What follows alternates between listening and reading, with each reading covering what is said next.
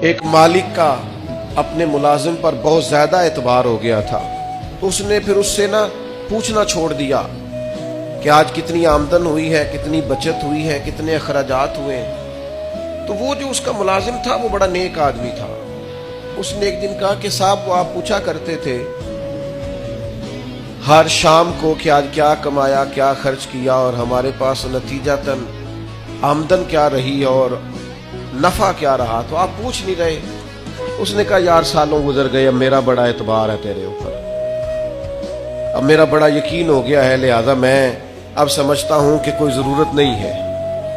تو کہتے ہیں وہ کرسی سے اٹھ کے اس کے پیروں میں بیٹھ گیا۔ اس نے کہا مہربانی کر، میرے اوپر اعتبار نہ کر۔ کیا مطلب؟ کہنے لگے یہ تو میرے اوپر اعتبار کر کے مجھے میرے نفس کے حوالے کرنا چاہتا ہے، تو مجھے میری خواہشات کے سپرد کرنا چاہتا ہے کہ میں جو میرے من میں آئے کروں۔ مجھ سے پوچھا کر، کوئی پوچھنے والا ہو نا تو انسان اعتدال میں رہتا ہے۔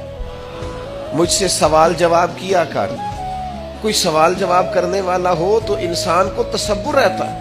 مجھے میرے نفس کے سپرد نہ کر، ورنہ یہ تو مجھے گمراہ کر دے گا، یہ تو خواہشات کا فتنہ ہے جو مجھے الجھا ڈالے۔